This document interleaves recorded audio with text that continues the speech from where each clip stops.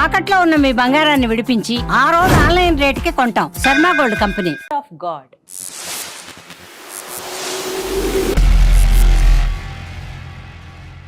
ఒక్కో ఎపిసోడ్లో ఒక్కో భగవంతుడి గురించి పూర్తి సారాంశం తెలియజేస్తూ సాగే పవర్ ఆఫ్ గాడ్లో ఈ వారం అల్లరి కృష్ణయ్య, మనందరి కృష్ణయ్య, ఆ శ్రీకృష్ణ పరమాత్ముడి గురించి వివరించేందుకు ప్రస్తుతం మనతో పాటు ఉన్నారు ఇస్కాన్ నుంచి ప్రణవానంద ప్రభుజీ. వారితో మాట్లాడి మరిన్ని విషయాలు తెలుసుకుందాం.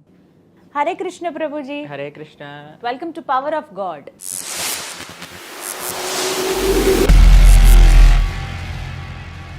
వెరీ న్యూ ప్రోగ్రామ్ ఇది. ఇందులో ప్రతి ఒక్క భగవానుడి గురించి, దేవీ దేవతల గురించి, వారి వారి విశిష్టత, అలాగే వారి ప్రత్యేకతలు తెలుసుకోవాలనుకుంటున్నాం. అందులో భాగంగా ఆ శ్రీకృష్ణ భగవానుడి గురించి మీ మాటల్లో వినాలని మరొక్కసారి. ముందుగా మా ప్రశ్న, అసలు శ్రీకృష్ణ భగవానుడి అవతార విశిష్టత ఏంటి? ఎందుకు ఆయన అవతరించారు? విష్ణుమూర్తి తెలుసు, కానీ ఆయన మరొక రూపంగా కృష్ణుడిగా ఎందుకు మా అందరికీ దర్శనమిచ్చారు, మనందరికీ? వీటి గురించి వివరించండి. భాగవతం చెప్తుంది కృష్ణస్తు భగవాన్ స్వయం అని అంటుంది అనమాట. ఆయన అవతారం కాదు, ఆయన అవతారి. భగవంతుడు సాక్షాత్తుగా శ్రీకృష్ణుడుగా అవతారణ చేశారు, లేదా భగవంతుడే శ్రీకృష్ణుడు. అయితే స్వామి తను ఎందుకు అవతరించారు అని తానే భగవద్గీతలో చెప్పుకున్నారు. పవిత్రానాయ సాధూనా వినాశాయ చతుష్కృతాం ధర్మ సంస్థాపనార్థాయ సంభవామి యుగే యుగే. ప్రతి యుగంలో కూడా నేను సాధువులను, తన భక్తులకి ఆనందాన్ని చేకూర్చడానికి. చాలా మంది అనుకుంటారు ఏంటంటే రాక్షసుల్ని సంహరించడానికి రాముడు వచ్చాడు, రాక్షసుల్ని సంహరించడానికి కృష్ణుడు వచ్చాడు అని అనుకుంటారు. కానీ రాక్షస సంహారం ఆయన ఫస్ట్ ప్రియారిటీ కాదనమాట. ఫస్ట్ ప్రియారిటీ తన భక్తులకి ఆనందాన్ని ఇవ్వడానికి, తన భక్తులతో లీల చేయడానికి, తన భక్తుల యొక్క ప్రేమను ఆస్వాదన చేయడానికి. సెకండ్ రీజన్ భక్తులని కష్టపెట్టే వాళ్ళని నిర్మూలన చేయడానికి. దాని తర్వాత ధర్మాన్ని స్థాపన చేయడానికి. ధర్మం అంటే ఏమిటి? ధర్మస్తు సాక్షాత్ భగవత్పరీతం. భగవంతుడు చెప్పింది ధర్మం. ఇది ధర్మమా అది ధర్మమా అని అంటే స్వామి ఏది మనకి చెయ్యమంటారో అది ధర్మము.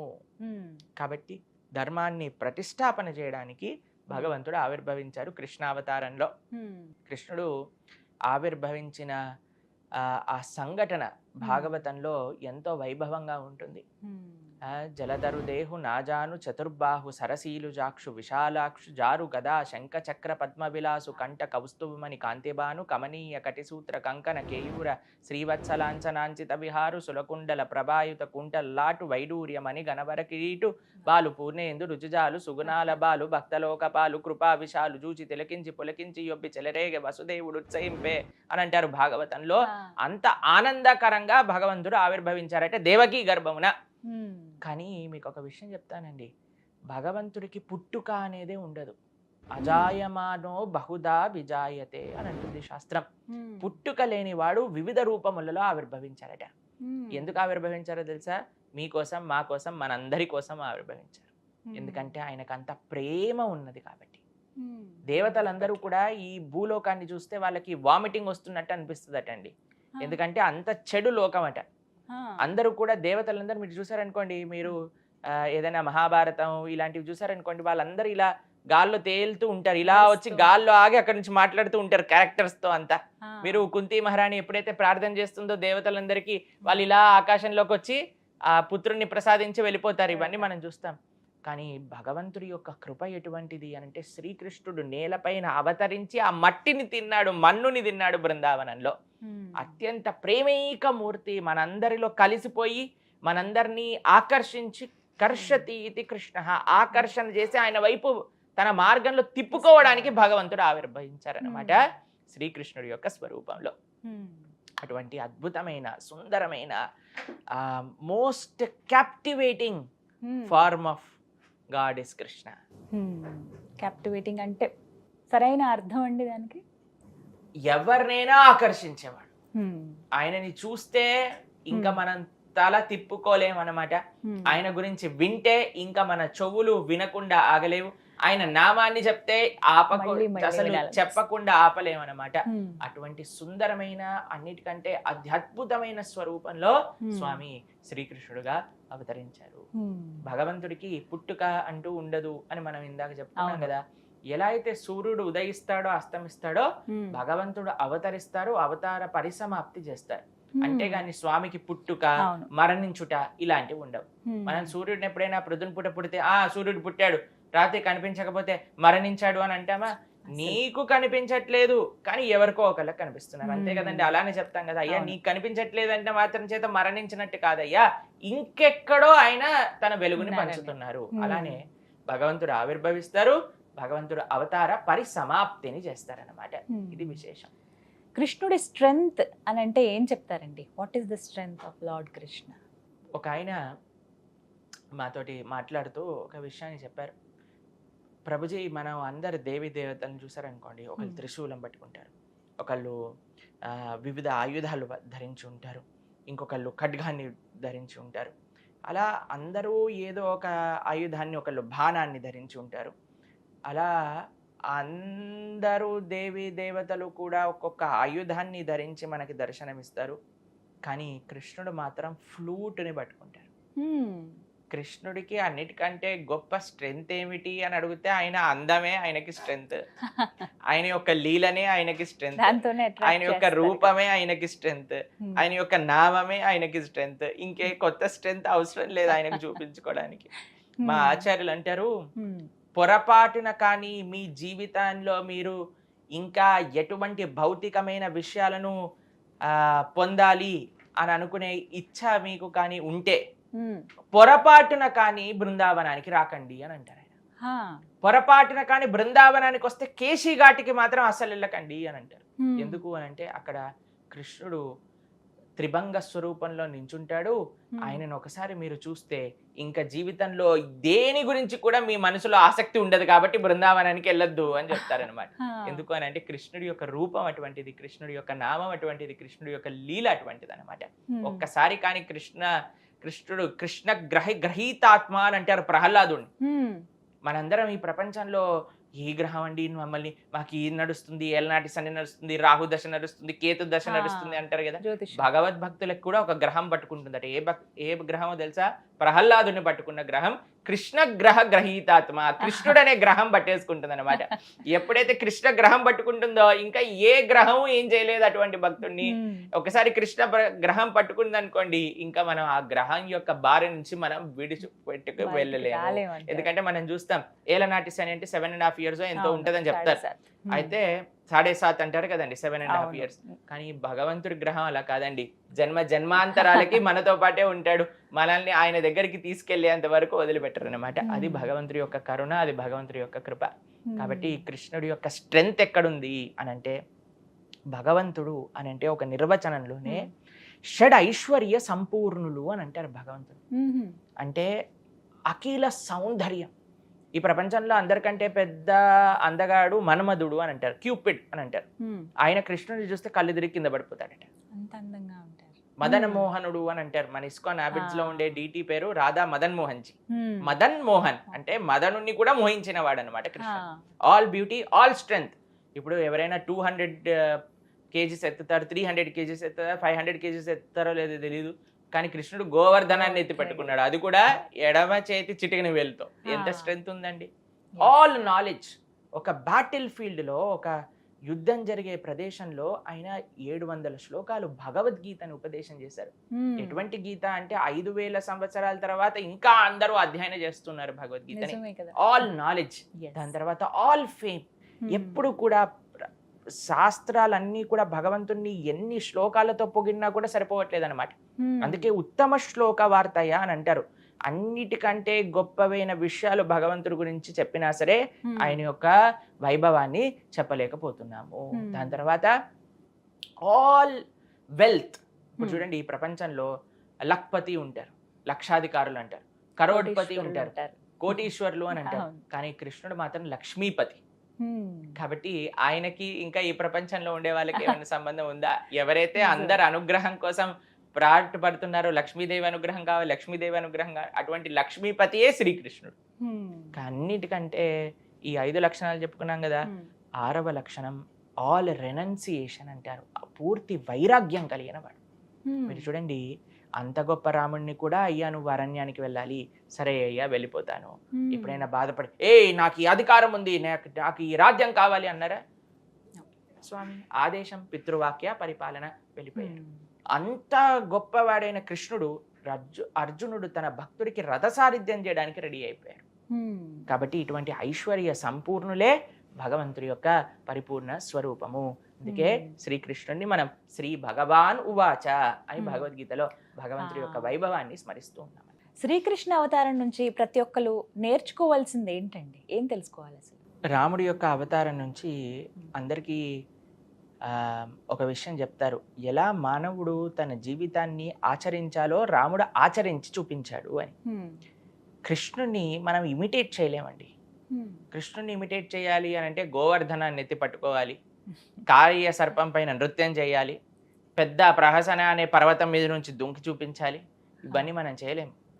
కృష్ణుడి యొక్క ఆ లీలలను అనుభవించగలుగుతాం, మనం ఆస్వాదన చేయగలుగుతాం, స్వామి యొక్క వైభవాన్ని గుర్తించగలుగుతాం.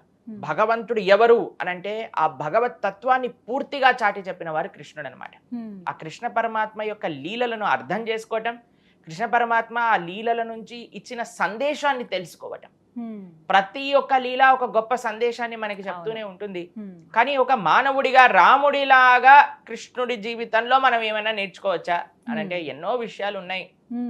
ఒక స్నేహితుడికి ఎంత ప్రేమను ఆయన చూపించారు. స్నేహం అంటే ఏంటో మనము కృష్ణ సుధాముల యొక్క ప్రేమలో మనం చూడొచ్చు. కుచేలుడు అని అంటారు. అటువంటి బాధ్యత, ఇప్పుడు గృహస్థాశ్రమ ధర్మాన్ని ఎంత గొప్పగా నిర్వర్తించారు. అటు రాముడి దగ్గర నుంచి ఎలా అయితే చూడొచ్చో, ఇటు కృష్ణుడి నుంచి కూడా అలానే చూడొచ్చు. ఈరోజు పొద్దున మేము ఇన్స్టాగ్రామ్ లో ఒక రీల్ పెట్టామన్నమాట వెన్న దొంగతనం గురించి. అయితే దెన్ హీ మ్యారీడ్ 1600 గోపీస్ అని ఇలా సాడ్ ఫేసెస్ పెట్టారు. నేనన్నా 1600 మంది కాదయ్యా, 16,000 మంది. తర్వాత ఇప్పుడు చూడండి, జనాలు కృష్ణుడు 16,000 మందిని పెళ్లి చేసుకున్నారు అని అంటారు. అది ఎలా తెలిసింది వాళ్ళకి? భాగవత మాధ్యమంగా తెలిసింది.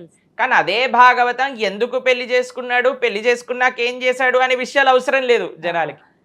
కాబట్టి కృష్ణతత్వం ఏం చూపిస్తుంది అంటే ఒక భగవంతుడి యొక్క ఐశ్వర్యం ఎటువంటిది, ఒక భగవంతుడు ఎలా తన భక్తుల్ని రక్షించగలుగుతాడు, ఎలా తన భక్తుల్ని ఆదుకోగలుగుతాడు అని చూపించింది కృష్ణతత్వం.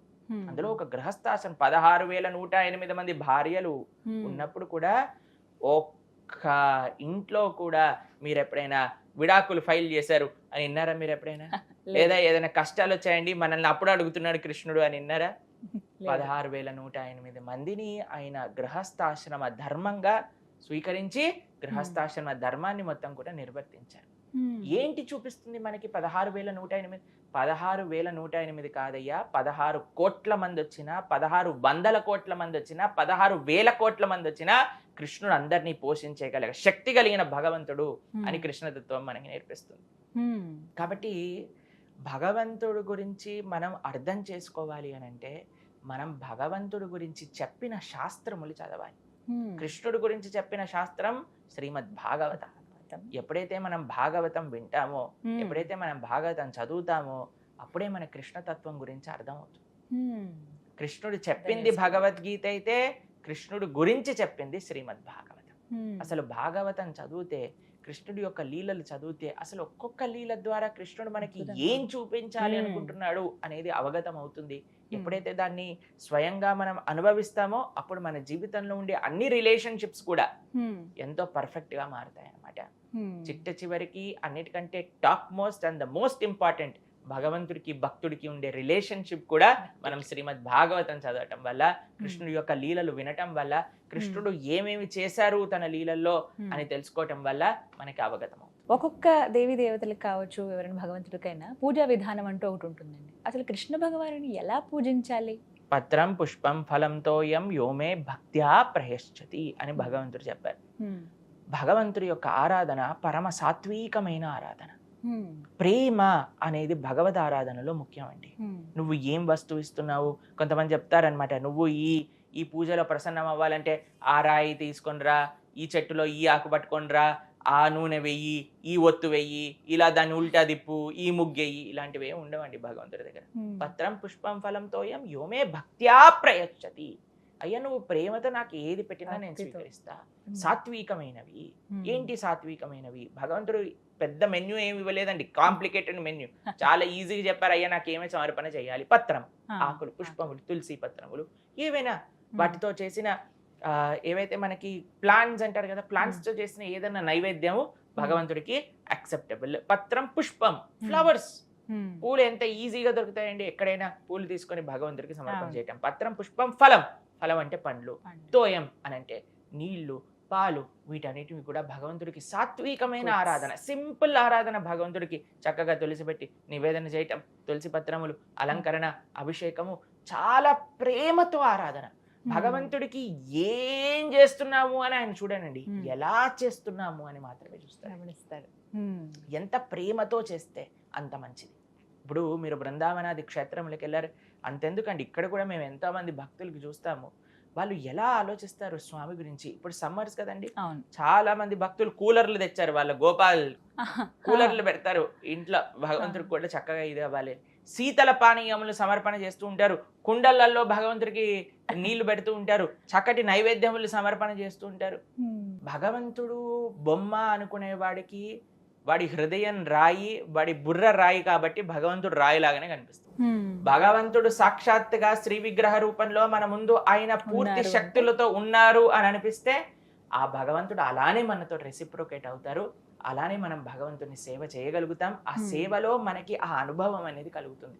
ఇది చెప్పి చెప్పి చెప్పి చెప్పి జనాలకు అర్థం కాదు, వాళ్ళు ఎప్పటి వరకు అయితే ఎక్స్పీరియన్స్ చేయరు. ఇప్పుడు నేను మీకు ఒక 2 గంటల సేపు గులాబ్ జామున్ గురించి ప్రవచనం చెప్తే ఏమీ లాభం అండి.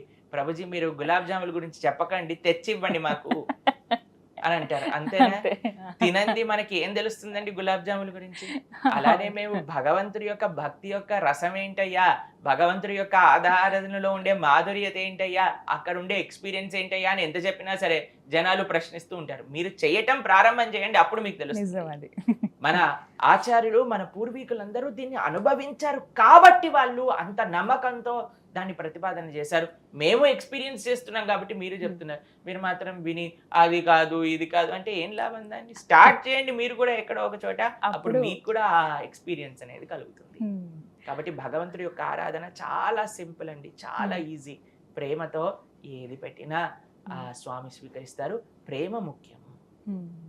ప్రతినిత్యం ఆ శ్రీకృష్ణ భగవానుడి అనుగ్రహం మా మీద ఉండాలంటే ఎటువంటి మంత్రాన్ని జపించవలసి ఉంటుంది? చాలా గొప్ప విషయం. మనం ఇప్పుడు చూడండి, ఎవరైనా అటెన్షన్ మనకు కావాలనుకోండి, వాళ్ళ పేరు పిలిస్తే వెంటనే వాళ్ళు ఎక్కడున్నా సరే ఏంటి అని అడుగుతారు, అవునా? పలుకుతారు. మీరు ఎంత దూరంలో ఉన్నా గట్టిగా మీ పేరు పిలిచామనుకోండి, మీరు పలుకుతారు కదా.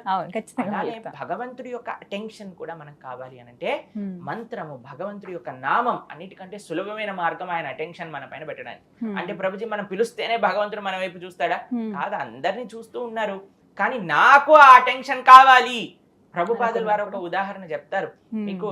ఆయన ఒక పార్క్ లోకి వెళ్ళినప్పుడు అక్కడ చిన్న చిన్న డక్స్ ఉన్నాయన్నమాట. అయితే ఒక ఆయన ఇలా ఇలా పెడుతూ ఉన్నారు, ఏవైతే గట్టిగా అంటున్నారో వాళ్ళకి ఇస్తున్నారు అనమాట.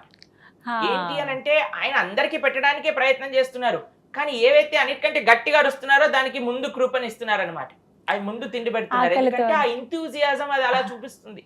కాబట్టి భగవంతుడు కూడా మనం ఎప్పుడైతే మంత్రం చేస్తామో, నామం చేస్తామో, అది భగవంతుడికి ఒక విధంగా గ్రాటిట్యూడ్ చెప్పుకోవటం. ఏదో అడగటం కాదండి, అయ్యా నాకు ఇచ్చిన దానికి నీ కృతజ్ఞత అని. మనం శత్రు ఛేదైక మంత్రం, సకలుపనిషద్వాక్య సంపూజ్య మంత్రం, సంసారోచ్ఛేద మంత్రం అని అంటారు. జప జప జన్మ సాఫల్య మంత్రము అని అంటారు. ఏంటా మంత్రము అని అంటే కృష్ణ మంత్రం.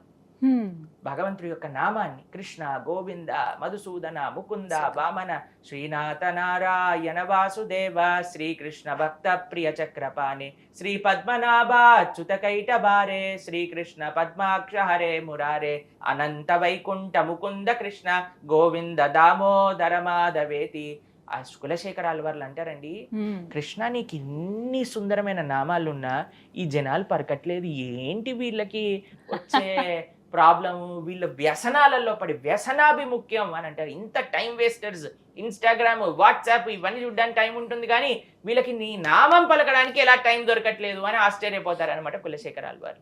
కాబట్టి కృష్ణుడి యొక్క అటెన్షన్ ఈజీగా కావాలి అని అంటే సింపుల్ మంత్ర, హరే కృష్ణ కృష్ణ కృష్ణ హరే హరే, హరే రామ రామ రామ హరే హరే. సింపుల్ గా ఈ భగవన్ నామాన్ని జపం చేయండి. కలోదోష నిదేరాజన్ అస్తి ఏకోన్మహాన్ గుణాన్ కీర్తనాదేవ కృష్ణస్య ముక్త సంగ పరంపరజే.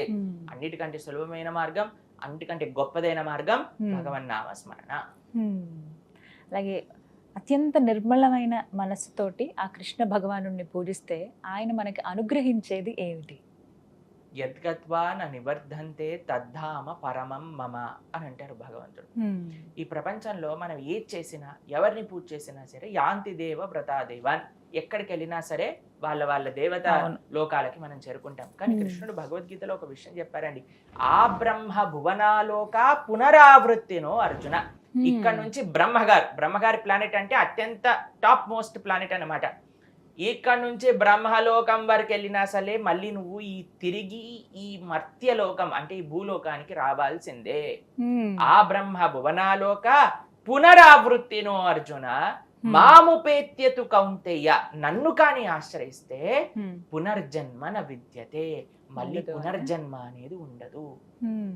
భగవంతుడు తన ధామంలో తన యొక్క సేవ ఇచ్చి మనల్ని ఉద్ధరిస్తారు. భగవంతుడికి అన్నిటికంటే గొప్ప కృప మన పైన చూపించడం ఏంటి అంటే తన భక్తిని ఇవ్వటం, తన భక్తుల యొక్క సాంగత్యాన్ని ఇవ్వటం, మంచి భగవద్భక్తి మార్గాన్ని ఇవ్వటం, తన పట్ల శ్రద్ధాభక్తి విశ్వాసాలను ఇవ్వటం. ఇదే భగవంతుడు చూపించే అత్యంత కృప. ఎవరైనా భౌతికమైన కోరికలు ఎవరైనా తీర్చేయచ్చండి, దేవతల దగ్గరికి వెళ్ళాల్సిన అవసరం లేదు. ఎవరైనా సిద్ధ బాబా, ఇప్పుడు మనకు తెలుసు మన ఇండియాలో పెద్ద పెద్ద బాబాలు ఫేమస్ అయిపోయారనమాట. మీరు వినే ఉంటారు, మనం చూసే ఉంటారు టీవీలలో. ఒక ఆయన అయితే మీరు ఆయన ముందెళ్ళి నించున్నారనుకోండి, మొత్తం రాసేస్తారనమాట, ఎందుకు వచ్చారు ఏంటి దాని సొల్యూషన్స్ అంతా కూడా రాసేస్తారు. తెలుసా మీకు? బాగేశ్వర్ ధామ్ అని మీరు పేరు వినే ఉంటారు. సిద్ధులు ఉన్నాయి, వాళ్ళ తాతగారు సంపాదించిన తపస్సు ఈయనకి ఇచ్చారనమాట. కాబట్టి ఆయన ఓపెన్ గా మనం మీరు టీవీలో చూస్తుంటే ఇలా మూటలలో వాళ్ళ తాతగారు జపం చేసిన మాలలని వేసుకుంటారు.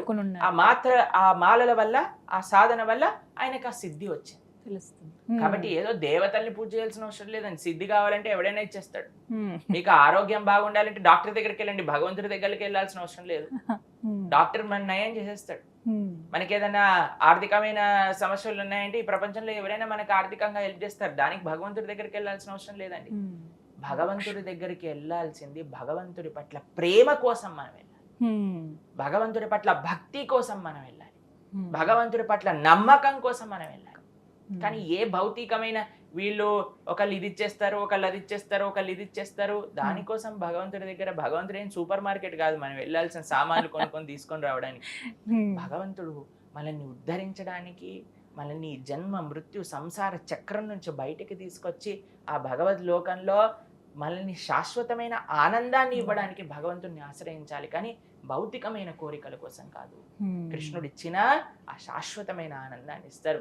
ఏ ఆనందాన్ని ఒకసారి పొందితే ఈ భౌతికమైన కోరికలు ఎన్నడూ అడగమో అటువంటి శాశ్వత ఆనందాన్ని కృష్ణుడు మనకు అనుగ్రహింపజేస్తారు. అది ముఖ్యం. అందుకే కృష్ణుడు చెప్పారు, సర్వధర్మాన్ పరిత్యజ్య మాం ఏకం శరణం వ్రజ. అయ్యా అన్నిటినీ వదిలేసి అన్ని ధర్మాల్ని విడిచిపెట్టు, నన్ను మాత్రమే మాం ఏకం శరణం, నన్ను శరణు వేడు, నేను నీ యొక్క పాపాలన్నిటినీ తొలగించేస్తాను, చక్కగా నేను భగవద్ధామాన్ని తీసుకెళ్తాను. కాబట్టి చాలా మంది అనుకుంటారు ప్రభు కృష్ణుడు ఒక్కడిని ఆరాధన చేస్తే మరి మిగతా వాళ్ళందరూ ఏంటి? కృష్ణుడు మూలం లాంటి వాడు. యథా తరోర్మూల నిచేచనేనా. స్వామి ఆరాధనలో అందరి ఆరాధన ఉంటుంది, స్వామి సేవలో అందరి సేవ ఉంటుంది, స్వామి యొక్క భక్తిలో అందరూ భక్తి కూడా ఉంటుంది. శ్రీకృష్ణ భగవానుడి గురించి, వారి లీలల గురించి మేము మాటల్లో అనేకం విన్నామండి. అయితే భక్తుల పట్ల ఆయన చూపించినటువంటి అనుగ్రహం కావచ్చు, ఆయన చూపించిన ప్రేమ, వాత్సల్యం, ఇవి ఒక 2-3 మీ మాటల్లో వినాలని ఉంది. కృష్ణుడికి తన భక్తులంటే ఎంత ఇది. దీనికంటే అసలు మీకు ఒక విషయం చెప్పాలా, మీరు ఏదైనా సినిమా చూసారనుకోండి, ఎంట్రీ ఎలా ఉంటుంది భగవంతు హీరోది, ఇంట్రడక్షన్ అని ఓ సుమోలు ఇలా గాళ్ళల్లో లేసేసి మొత్తం సుడిగుండాలు వచ్చేసి అటువైపు కరెంటు పోల్లు పడిపోయి కరెంట్లలో మధ్యలో నుంచి హీరో ఇలా వస్తూ ఉంటాడు. పరిగెడుతూ వచ్చినట్టు. భాగవతం కృష్ణుడి యొక్క ఫిలిం అనుకుంటే కృష్ణుడి యొక్క ఎంట్రీ ఎలా ఉంటుందో తెలుసా అండి? భాగవతంలో ఫస్ట్ కృష్ణుడి గురించి వర్ణించేది భాగవతంలో అర్జునుడి యొక్క రథసారథి. ఎవరైనా డ్రైవర్ గా హీరో ఎంట్రీ ఉంటుందా అండి ఏదైనా సినిమాలో? కానీ మా స్వామి యొక్క సినిమాలో మాత్రం ఆయన డ్రైవర్ గా ఎంట్రీ ఇచ్చారు. ఎందుకు డ్రైవర్ గా ఎంట్రీ ఇచ్చారు అని అంటే, నాకంటే నా భక్తుడు గొప్ప, నేను ఆయన కోసం కింద కూర్చోడానికైనా రెడీ. మీకు ఒక విషయం చెప్తాను. రథసారథ్యం అంటే ఏంటో తెలుసా? ముందు GPS పెట్టేసి డెస్టినేషన్ పెట్టి మ్యాప్ చూసుకొని వెళ్ళటం కాదు. కుడి వైపు వెళ్ళాలి అంటే కుడి కాలుతో ఇలా వెనకాల తంతారనమాట. ఎడం వైపు వెళ్ళాలి అంటే ఎడం భుజం పైన తంతారు.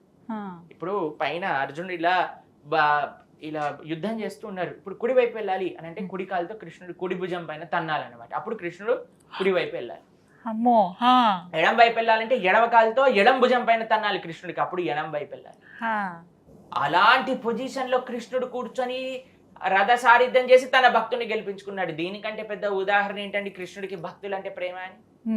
ఎక్కడున్నా సరే ఏ లీలలైనా చూడండి, ఆలవైకుంఠపురిలో ఆలోన సౌదంబులో అని గజేంద్ర మోక్ష లీలలో లక్ష్మీదేవితో వైకుంఠంలో ఆనందంగా ఉన్నాడు. ఒక్కసారి ఒక ఏనుగు భగవంతుని పిలిచేసరికి పరిగెత్తుకుంటూ వచ్చేసారు. లక్ష్మీదేవిని కూడా పట్టించుకోలేదు, పరిగెత్తుకుంటూ వచ్చేసారు అనమాట కాపాడుకోవడానికి.